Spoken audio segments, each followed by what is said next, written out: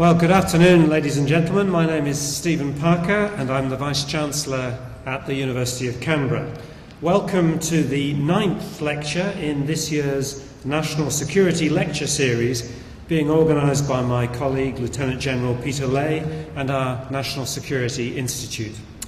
I'd like to acknowledge, as we try always to do at such occasions, that the land we're meeting on is land of which the Ngunnawal people are the traditional custodians, and I extend my respect to their elders and to any Indigenous people here today. And it's particularly appropriate I do so this week because yesterday we launched our Reconciliation Action Plan with Reconciliation Australia, the 6th university in the country to do so. This National Security Lecture Series is an opportunity for students, staff, alumni, members of the defence and security communities, and members of the public to hear from leading defence and security experts. Today, the Australian Defence Force has approximately 3,300 personnel deployed on 12 overseas operations to protect our nation and our national interests. In addition, there are approximately 500 personnel protecting Australia's borders and offshore maritime interests. Australian forces are deployed to Afghanistan, East Timor, Egypt, Iraq, the Middle East, Pakistan, the Solomon Islands and Sudan. Our soldiers, sailors and airmen are engaged in difficult and dangerous tasks. We're sadly reminded of the seriousness of their duties by the toll of deaths and injuries. The man with the responsibility to command these operations is Air Chief Marshal Angus Houston, and it's my pleasure today to welcome him to the University of Canberra. Air Chief Marshal Houston joined the Royal Australian Air Force in 1970. He has flown helicopters and jet aircraft, and he introduced the Black Hawk helicopter into service with the Australian Defence Force. He's had a distinguished and lengthy career in the service of Australia.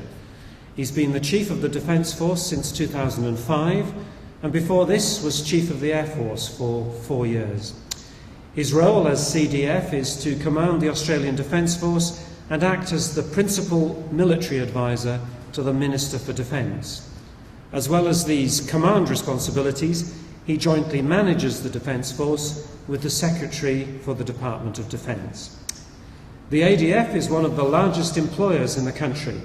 There are around 57,000 active service personnel and 15,000 Australian public service staff.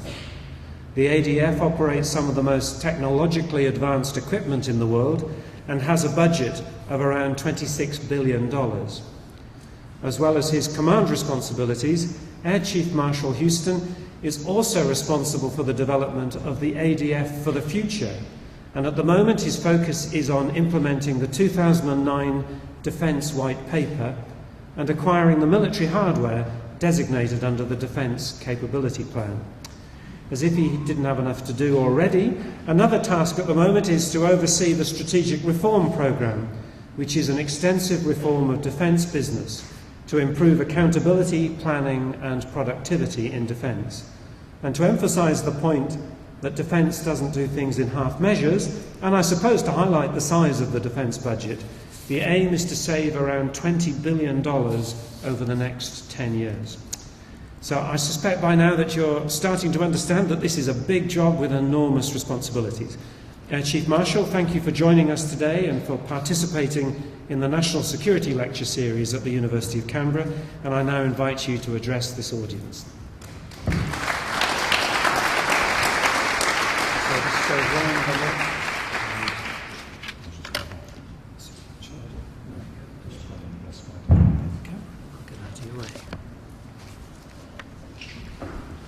Thank you very much for those kind words of introduction, Stephen.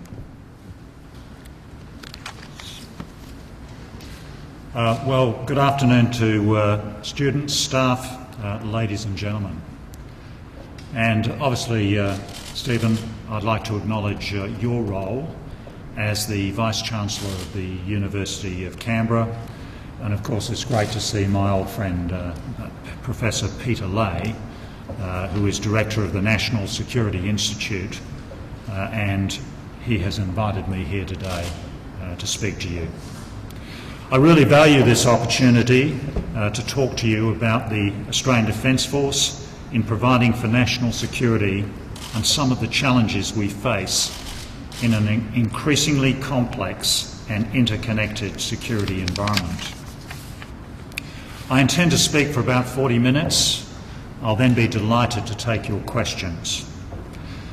At the outset, I would like to apologise for the fact that it's been taken me quite a time to get here. Now, there's a number of different reasons for that, but I'm absolutely thrilled to be here today to talk to you.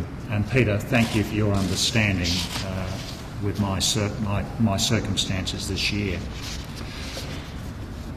Let me start with a short description with what I mean by the term national security and the role of the ADF in our whole-of-government national security framework. If you've attended any of the previous lectures in this series, it would be very clear to you that national security challenges evolve, and those in the business of providing security need to be adaptable. Traditionally, national security policy making was focused on protecting territory from external attack by other states and promoting our security interests. More recently, national security has become a much broader concept. As then Prime Minister Rudd said in his National Security Statement to Parliament, classical distinctions between foreign and domestic, national and international, internal and external have become blurred. The Australian Government has defined national security as ensuring Australia's freedom from attack or the threat of attack, maintaining our territorial integrity and promoting our political sovereignty, preserving our hard-won freedoms and sustaining our fundamental capacity to advance economic prosperity for all Australians. As you can tell from this definition, we are no longer just dealing with state-on-state conflict. Our focus must also be on other traditional threats that are now seen to impact on the security interests of the nation, such as natural disasters or piracy. Added to the mix are non-traditional threats that result from emerging global trends, such as terrorism, people smuggling and cybercrime. Right from the outset today, I think it is important to acknowledge that in terms of all of our operations, including Afghanistan, Defence embraces a whole-of-government or whole-of-security agency approach. The notion of Defence solely leading and coordinating our operations is very much in the past. All our operations are coordinated across government at all levels. For example, the National Security Committee of Cabinet, chaired by the Prime Minister, drives our policy on Afghanistan. Whole-of-government coordination at the senior officials level is affected by the Afghanistan Strategy Steering Group in a weekly meeting chaired by the National Security Advisor. In Afghanistan, a whole-of-government forum is held in Tarankot every month, which brings together the key representatives to coordinate and synchronise the efforts of DFAT, AusAid, AFP and Defence. And additionally, working alongside the military commander of Combined Team Uruzgan is the senior civilian representative from DFAT who leads the provincial reconstruction team and is responsible for coordinating all ISAF civilian activities in the province of Uruzgan. Defence is just one element of Australia's broader approach to national security. The National Security Statement outlined that first and foremost, Australia must employ an activist diplomatic strategy aimed at keeping our region peaceful and prosperous. However, it also states that our creative middle power diplomacy must be reinforced by our military. Fundamentally, the government must be able to use military power as a means to back up and give effect to Australia's policy aims. This has always been so. The first and most important part of the government's national security definition was ensuring Australia's freedom from attack or the threat of attack and maintaining our territorial integrity. This is existential security. It is for this reason that the government has directed that the principal task for the ADF is to deter and defeat armed attacks on Australia. Let there be no doubt the Australian Defence Force exists to provide the Australian government with the option to use force.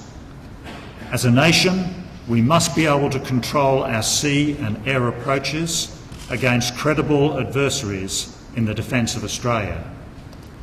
The ability to conduct independent military operations also serves to deter potential adversaries from using force against us or our allies, partners and neighbours.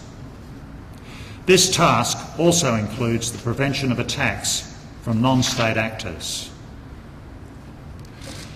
Even though efforts against non-state actors are necessarily civilian-led and often in conjunction with their international counterparts, defence does have a role to play in preventing or responding to attacks on the homeland. Additionally, a secure Australia can refer to the need for the ADF to support domestic security and emergency response tasks. Let me give you two examples. Operation Resolute is the ADF's contribution to a whole-of-government effort to protect Australia's borders and offshore maritime interests. Australia's territory is vast. Our exclusive economic zone is one of the largest in the world, around 10 million square kilometres. The same defence assets that are intended to keep watch for incursion by potentially hostile forces can be useful in surveillance for people smugglers or illegal fishing. Patrol boats, AP3C maritime patrol aircraft and Australian Army patrols are just some of the capabilities Defence commits to Operation Resolute. Additional assets, including major fleet units, are on standby if required. In all, approximately 450 ADF personnel are deployed under Border Protection Command, a joint ADF, Australian Customs and Border Protection capability, alongside the Australian Fisheries Management Authority and Australian Quarantine and Inspection Service. I think Border Protection Command is an excellent model of an integrated and modern approach to security. In fact, it is frequently visited by foreign delegations looking to improve their own whole-of-government approach to this particular security challenge. Additionally, Operation Victoria Fire Assist demonstrated what defence can bring to a natural disaster so large in scale that it tests the capacity of our civilian organisations. Throughout the crisis, the federal government very effectively coordinated the whole of federal government response, convening regular meetings, the first chaired by the Prime Minister and then subsequently by Jenny Macklin. Defence was called upon to provide rapid emergency assistance until recovery and reconstruction could be transitioned to local and state government. A senior ADF officer, General John Cantwell, was appointed the interim head of the Victorian Bushfire Recovery and Reconstruction Authority, and all three services contributed. The Engineer Support Group constructed more than 75 kilometres of fire breaks and cleared 35 kilometres of roads. A RAF AP-3C Orion aircraft provided aerial imagery of fire-affected areas. Members of our local Army Reserve Brigade, as part of Joint Task Force 662, searched over 2,000 premises looking for victims. Navy dentists assisted the Victorian State Coroner, and helicopters ferried personnel around the region. And defence bases provided emergency accommodation for families and emergency workers. The ADF contribution to the Victorian bushfire recovery peaked at around 850 personnel in mid-February 2009, with the majority of defence assets concluding operations 1 month later. So increasingly, defence, either in a leading or supporting role, is working with other agencies in a holistic approach to meet security challenges. When it is working well, it maximises effectiveness and minimises inefficiency and duplication of effort. The second principal task given to the ADF by the government is to contribute to security and stability in the South Pacific and East Timor. By reasons of geography and history, Australia has a responsibility and interest in keeping the near neighbourhood secure. Most importantly, we must ensure that no major military power is able to use our near neighbours as a base from which to project force against us. It is also important that Australia play a lead role in promoting internal stability and effective governance so our neighbours are not vulnerable to transnational threats. For the ADF, this task may involve military operations in relation to the safety of Australian nationals, disaster relief or humanitarian assistance and stabilisation operations. The intervention to stabilise the security environment in the Solomon Islands in 2003 is an example of a very successful DFAT-led whole-of-government operation in the South Pacific. From the start, we clearly understood that the ADF role was to support a police-led operation for the re-establishment of law and order, which in itself was but part of a multinational assistance mission. The ADF was eminently suited to providing initial logistic and administrative support and for the securing of what quickly became a relatively benign operating environment. In fact, our current contribution of 110 personnel is focused on providing security for RAMSE's multinational participating police force that works alongside the Royal Solomon Islands police force in maintaining law and order. I truly believe that RAMSE was instrumental in encouraging us all to adopt a multi-agency approach to pursuing Australian interests in the world. The ADF's third task is to contribute to military contingencies in the Asia-Pacific region. Again, we are concerned here about control of our northern approaches, but also we have a deep stake in ensuring an Asia-Pacific region that can peacefully resolve problems and adapt to challenges posed by rising powers.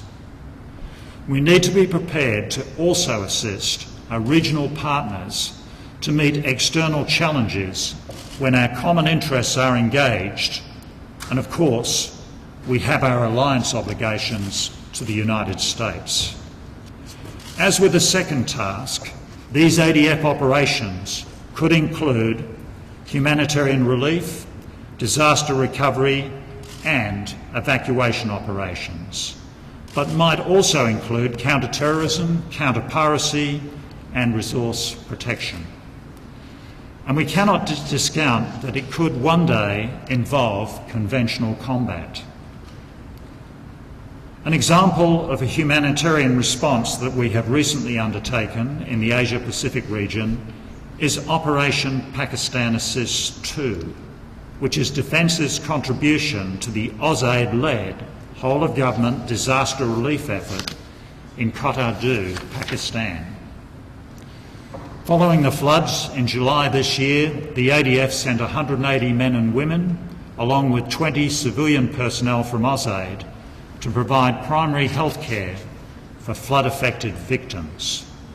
We also flew 2 C-17 sorties that delivered $1 million worth of humanitarian aid. Over the course of the operation, over 11,000 Pakistanis received medical treatment, including over 3,000 who were treated for malaria.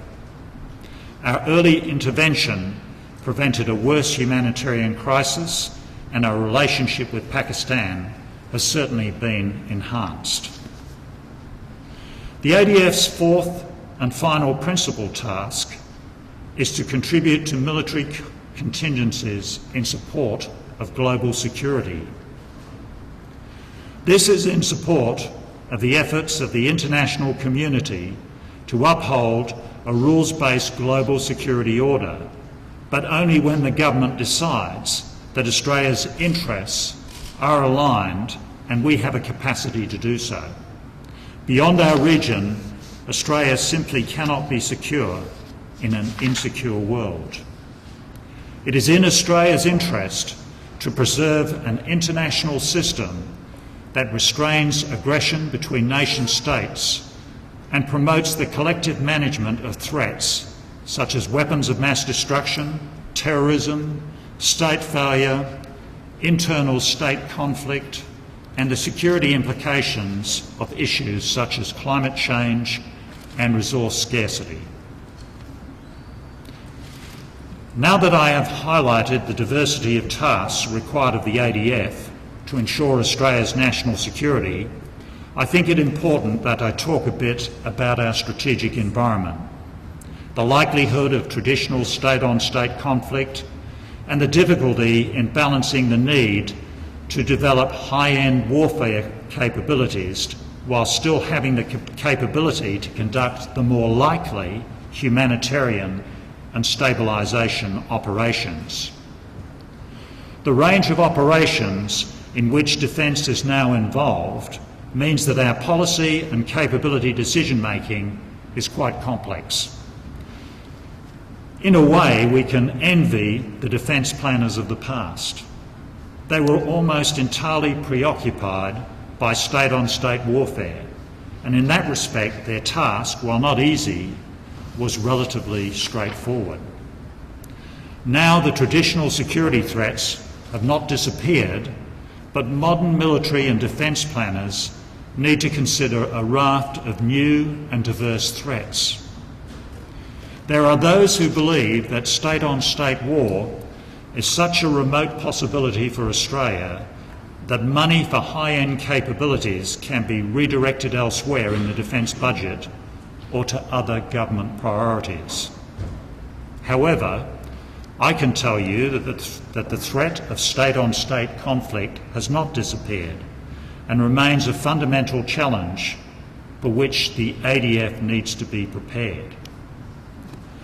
Although the prospect of direct military attack is remote right now, the consequences of an attack would be catastrophic for Australia. And it takes decades to build the platforms, train the personnel and develop doctrine that can defend a country from a major attack.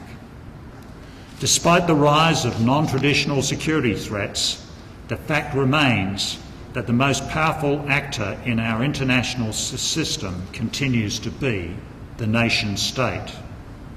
It is true, however, that our international system has evolved to a point where state-on-state warfare is much less likely. The world has arguably become more economically interdependent than at any other time in human history. Even countries that are in strategic competition are gaining mutual benefit from each other in open trade, investment and people-to-people links. In such an interdependent world, military aggression can attract severe condemnation and unexpected consequences. It is usually far easier and cheaper and smarter to resolve differences or secure resources using legitimate economic rather than military means. To highlight the way this interdependence changes the nature of competition, compare the old relationship between the United States and the Soviet Union to the new relationship between the United States and China. The Cold War was a zero-sum game. Both the US and the Soviets were engaged in a campaign of deliberate isolation. China, on the other hand, despite its systemic differences, is being encouraged to join the international system. The world wants China to grow because its growth is good for us and good for them. Nevertheless, history shows that it would be premature to write off state-on-state conflict, particularly when there remains tensions between major powers, particularly in our region, and when strategic interests intersect, there is always a potential for conflict. And importantly, the future strategic environment may accumulate the conditions for state-on-state war to become more commonplace. Security and stability in the Asia-Pacific since the collapse of the Soviet Union can be credited largely to the dominant presence of the United States. The US has the ability to project power at great distance, and they have used that power in this region in a benign fashion.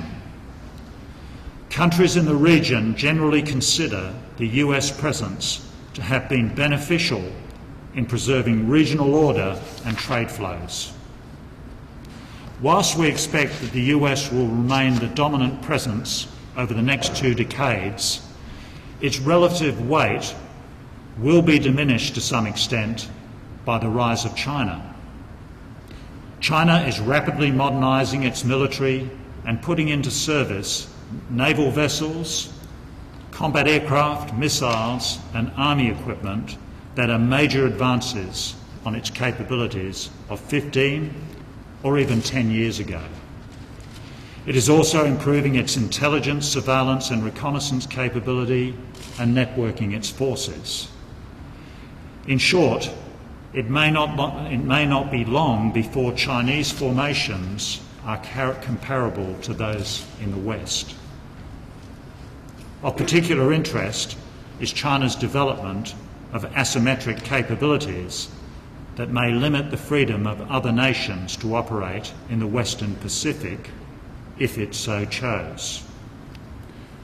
The deployment of over 1,000 ballistic missiles facing Taiwan alone, the development of the DF-21D anti-ship ballistic missile, and the rapid improvement in Chinese submarine technology are just some examples of China's anti-access, area denial strategy. I must stress at this point, we do not see threatening intent in China's military modernisation or the character of its foreign policy.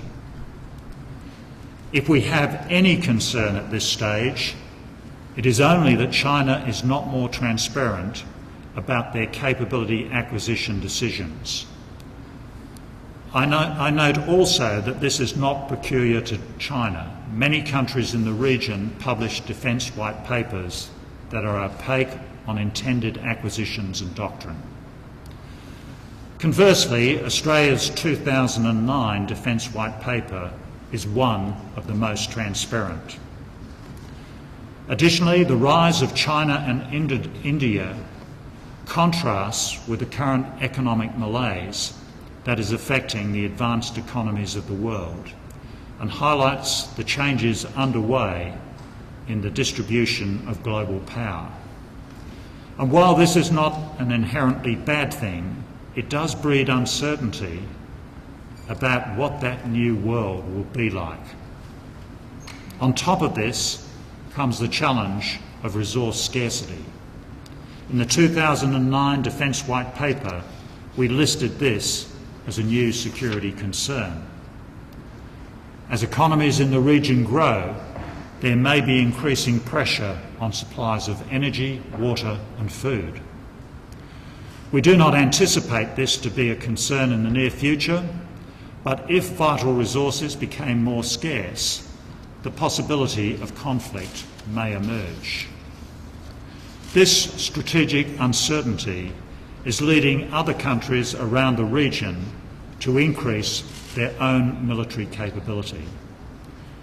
Anti-ship cruise missiles, modern fighter aircraft, sophisticated torpedoes and network systems are proliferating. There are plans to build up to a total of 100 submarines across the Asia-Pacific. Therefore, Australia cannot ignore the potential for conflict in a crowded region with historical grievances, long-standing territorial disputes and an increasing capacity to wage high-technology warfare. The United States faced this dilemma in its recent quadrennial defence review. This is a nation that possesses by far the most powerful military force the world has ever seen. Its capacity to win a stand-up fight against other military forces is undeniable and amply proved in Operations Desert Storm and Iraqi Freedom. But US opponents in these conflicts have adopted their own brand of asymmetric warfare against overwhelming US conventional superiority. The last decade has been a steep learning curve for all of us in the defence business. Insurgents who blend into the civilian population, whose leadership is difficult to track, and whose weapons are relatively simple, require fundamentally different tactics and equipment than the mass formations the US and its allies were geared to face during the Cold War. Likewise, carrier battle groups, cruisers and nuclear submarines are overkill for pirates operating in the Red Sea and Indian Ocean. US commitments in the Middle East region have forced it to reconsider the balance of needs between current operations and future capability requirements.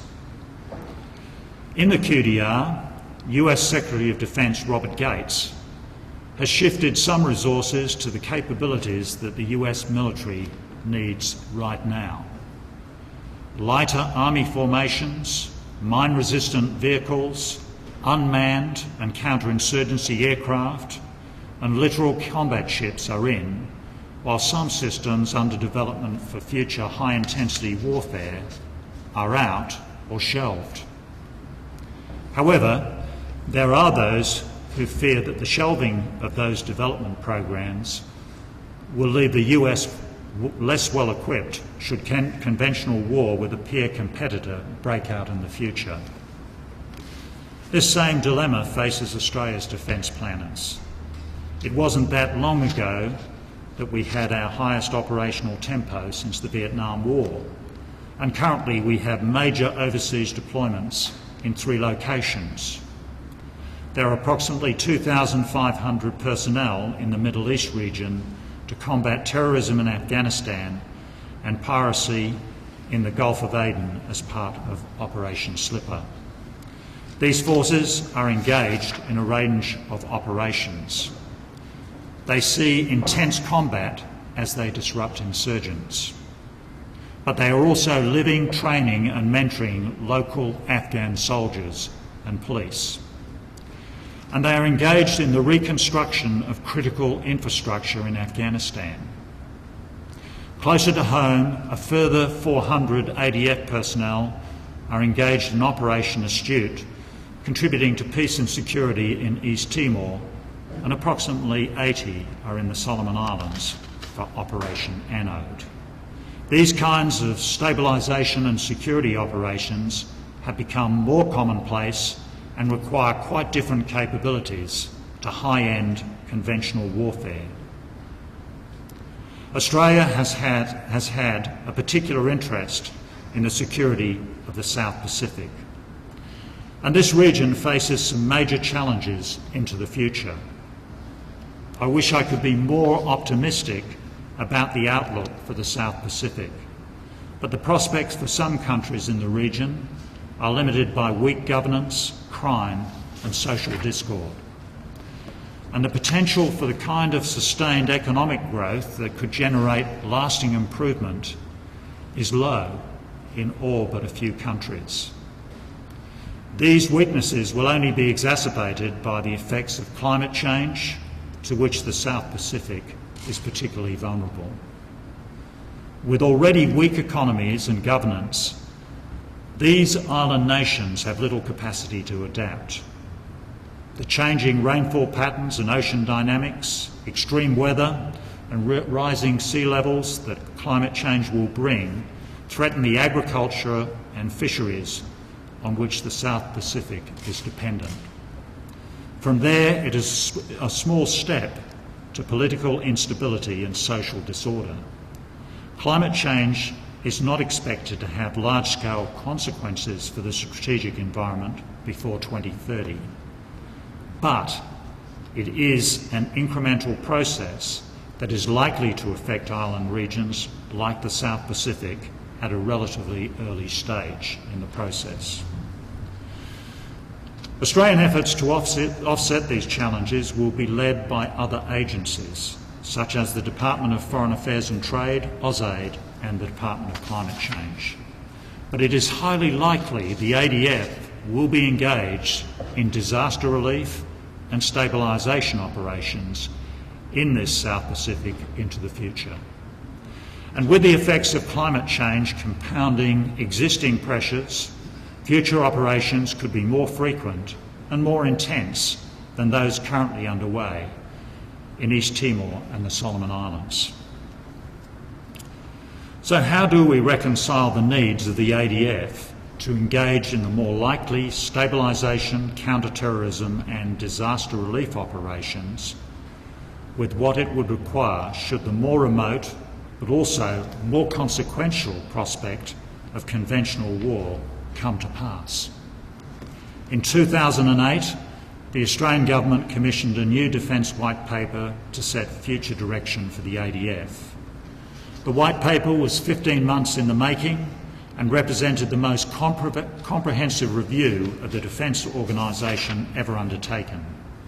It incorporated the findings of a comprehensive strategic risk assessment, a series of companion reviews looking at the way defence does business, and a community consultation program.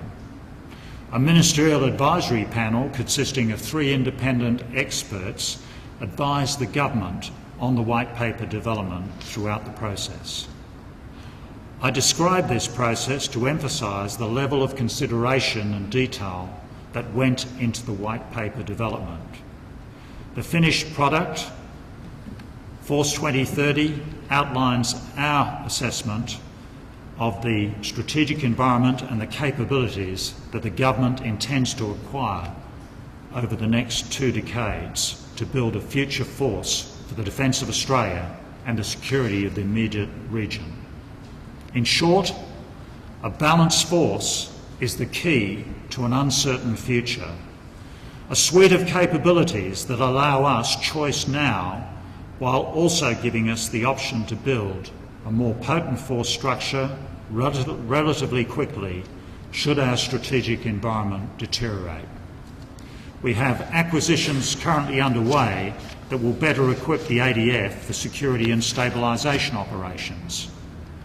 We will acquire improved troop and cargo transport through new ships and landing craft, large helicopters and transport aircraft. There will be an increase to our stock holdings of explosive ordnance. We will acquire additional ISR and electronic warfare capabilities to better protect and inform our people who are engaged on operations. We will benefit from new night vision equipment and better body armour.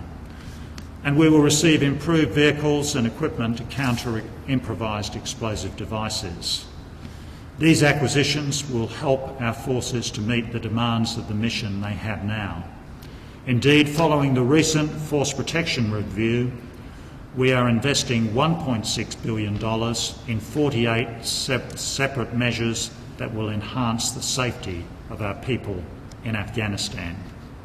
And I might add, what we're trying to do here is stay ahead of the insurgent development of their asymmetric capability. And that needs a lot of research and development, and it needs us to continually review where we are in the threat cycle. But in a region where the strategic dynamic is changing and advanced weapons are proliferating, it is also prudent that we enhance our higher-end capabilities. Australia has a primary operating environment that covers roughly 12% of the Earth's surface. As such, maritime and air platforms must feature heavily in our acquisition plans. Over the next 2 decades, the ADF will replace existing platforms with more potent options and also acquire some fundamentally new capabilities. In terms of the Royal Australian Air Force, we remain committed to the Joint Strike Fighter program as the best option for Australia's future combat aircraft needs. We anticipate that up to 100 of these aircraft, when combined with the tanker and early warning aircraft the RAF is also purchasing, will allow the ADF to maintain focal areas of air superiority within the approaches to a country as large as Australia. Major new Royal Australian Navy assets will include 12 new submarines, 8 future frigates and 20 offshore combatants to replace the current patrol boat, mine warfare and research fleets. This is in addition to existing projects to acquire air warfare destroyers and large amphibious ships. The future Navy will have vastly improved combat and lift capabilities. The Army will also gain from the White Paper with new armoured and other vehicles, artillery and advanced soldier systems.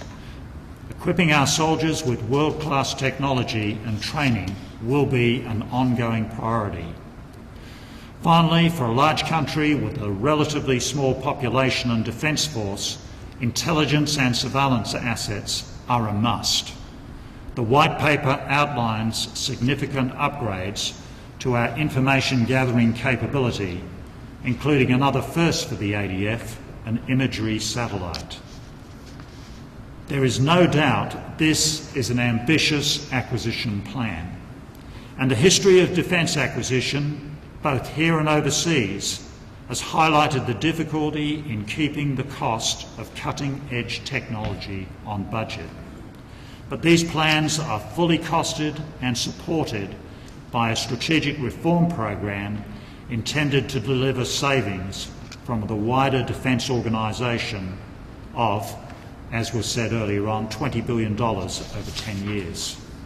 These savings will be redirected to capability development. I am aware that the strategic reform program is regarded somewhat cynically by those who are aware of the difficulty in reforming an organisation as large and diverse as the Defence Department. But I and the Secretary see this as a rare opportunity to reduce the inefficiency we all know is there and to fundamentally reform the way Defence does business.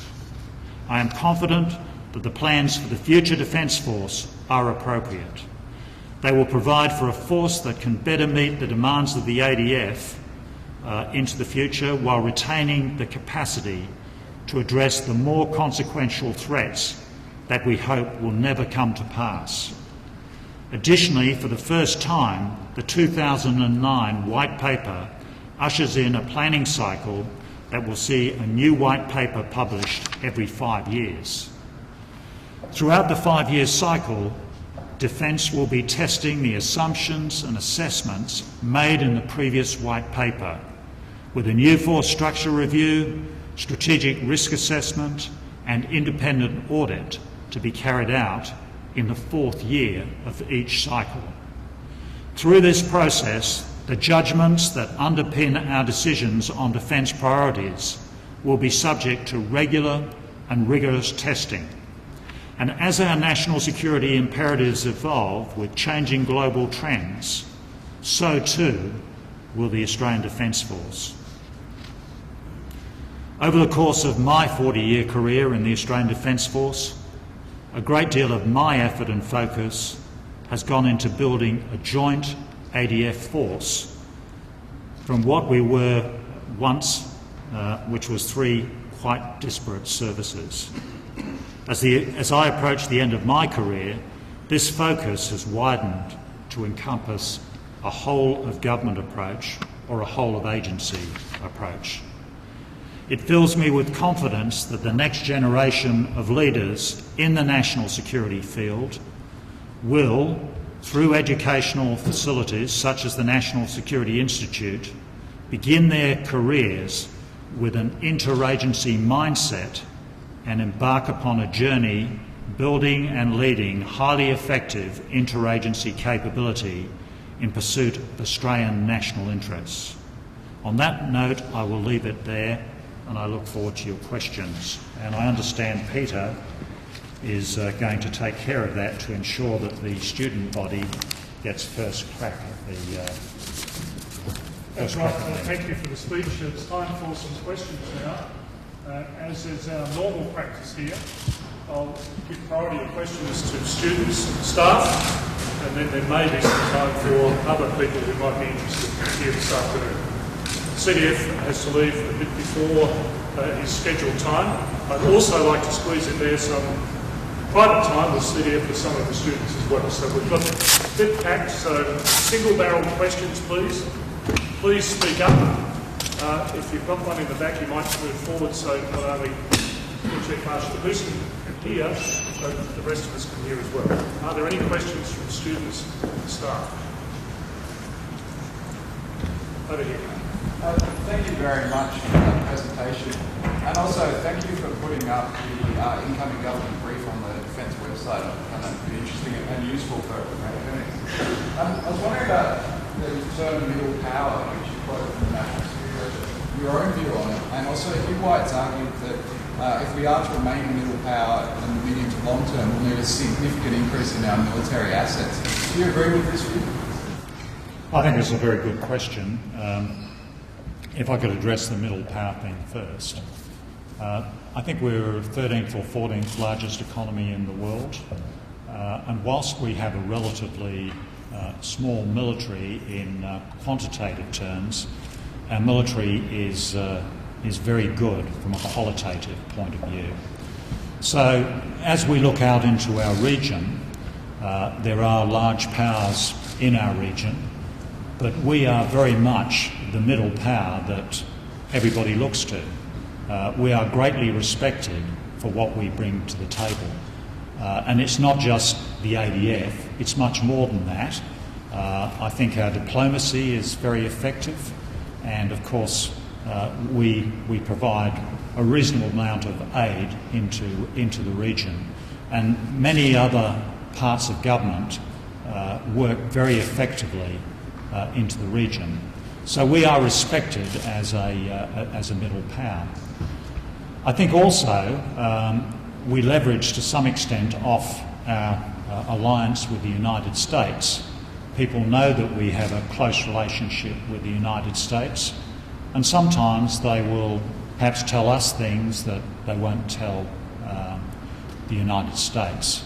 So they see us as a valuable interlocutor, a valuable friend in the region. And frankly, I think what we are trying to do in the region, we're looking for continued stability in our region, which will enable continued prosperity for everybody in the region. Those interests and that intent is greatly respected. So, I think we do a good job as a middle power, and we're very influential in the various fora around the region. If you think that the Australian public has a good understanding of the ADF's role in Afghanistan and the aims and what's at stake there, and how that affects the ADF's operations abroad. Yeah, I think our operations in Afghanistan evolve quite a lot over time. If you look where we started back in, I'm talking about the second time around when we redeployed back there, the government decided to put in a Special Operations Task Group in 2005. Then in 2006 we put in a Reconstruction Task Force, and then going forward the Reconstruction Task Force evolved into a Mentoring and Reconstruction Task Force, and then we had a Mentoring Task Force, and so on and so forth. So as we've stayed there, our mission has evolved in accordance with government direction, and I think sometimes the public haven't kept up with how the mission has evolved, and I think that as we go forward, what's going to be important is to have ministers making regular statements to the Parliament. Senator John Faulkner really started that, and I think his contribution there was very good in educating people about where we were in Afghanistan earlier this year and last year. And I think after this debate, the government's committed to regular statements by the ministers, Minister for Defence, Minister for Foreign Affairs, and an annual statement on Afghanistan by the Prime Minister. I think that's very important to keep the community fully engaged, if you like, with how the government sees Afghanistan. Now, what we've done in the ADF, I have a media roundtable from time to time. I also make a statement whenever I go to a Senate committee like Senate estimates, and some of that is picked up by the media. Could we do more? I think, yeah, we probably could do more, and I think it will be important to keep the community engaged as we go forward, because I think we've come to a very critical time in Afghanistan. And I think there's a bit of confusion between the counterinsurgency campaign, the comprehensive counterinsurgency that David Petraeus is leading as commander of ISAF, together with Mark Sedwell, his civilian counterpart, who's running the civilian side of it, and what we are doing in Uruzgan. We are in Uruzgan to fundamentally do two things. First of all, to train and mentor the 4th Brigade of the Afghan National Army, but also to support and provide force protection for our much enhanced civilian contribution to the Provincial Reconstruction Team. And of course that comprises not only our diplomats, but also AusAid and the Australian Federal Police as well. And I think that part of it is probably something that needs to be put out there a little bit more, because I think we finally got a much better balance between military and civilian elements of power in Afghanistan. And I think the civilian part of it is actually now going quite well. I think Bernard Phillip from DFAT is doing a great job in leading the PRT. Thank you. The provinces recently announced that we're going to be in Afghanistan for up to 10 years. What do you foresee as our role in the next 10 years? Well, we're very much on the military side. We're very much focused on the missions that I've just indicated. The government we've had a dialogue with government about how long that training and mentoring mission will take. The advice we've provided is 2 to 4 years, but then after the 2 to 4 years, as was the case in Iraq, there'll be a need to provide some sort of overwatch or support capability that will extend beyond that. So how long that will take in Iraq, most of that took about 12 to 18 months. And then beyond that, I think probably we're looking at some sort of non-combat role. It's probably going to be, as was the case in Iraq, probably something like embedded staff officers contributing to the coalition effort, and also maybe a contribution to the institutional training capability. These are the sorts of things that could be done, but ultimately it's a decision for government as to how they choose to support it. And it may be that the decision is we'll just support it with civilian elements of power rather than military elements of power. Again, decision for government. There's another factor there. That's President Karzai has said he wants to have total responsibility for the security of Afghanistan by the end of 2014. That's another factor.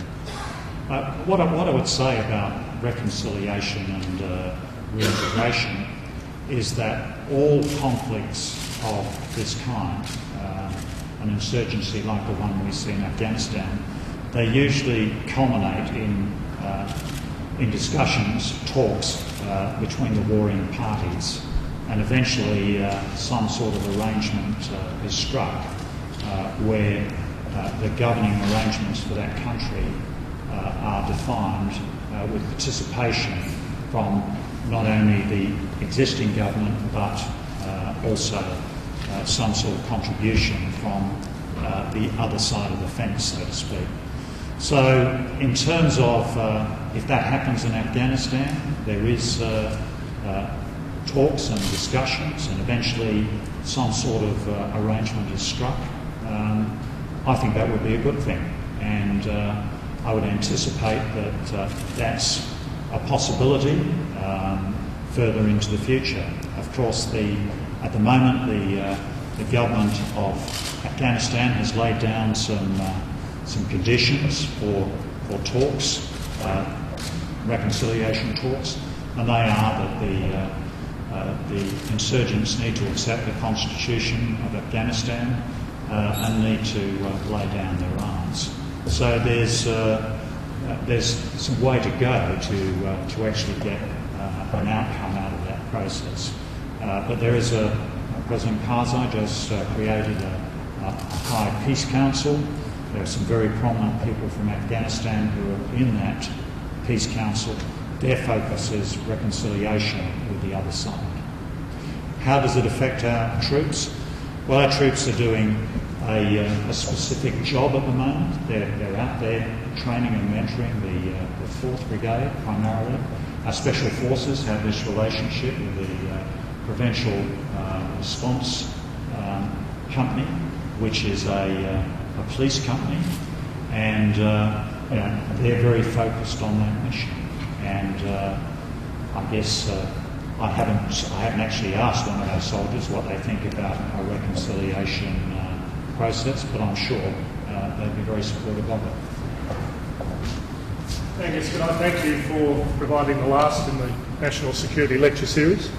I think the audience and those who have been here throughout the year would agree that we've saved the best till last, and we've bookended the series with the two major players in national security. We started with Duncan Lewis and we've concluded for this year with you. As befits a university, global power, geostrategics, economics, climate change, you've put it in the context of what's happening out there. You've talked to us about the challenges facing us as both a world and a local community, how our region is difficult, and you've told us very clearly the role and tasks of the ADF. And I think all of us would agree that we should be proud of what you're doing as the leader of the ADF, but more importantly what the soldiers and sailors and airmen of our Defence Force are doing in our name. So can I thank you sincerely for coming today, and could I ask that you pass our respects to those, I'll say soldiers first because I have to say that, soldiers, sailors and airmen who are out there serving the nation. And And Peter, we shouldn't forget the diplomats, the police. all of those. and the Aussies. And on behalf of the Alumni Association and the Vice-Chancellor, can I present you with a bottle of wine, which I know is good because it's been made by an army officer. Thank you.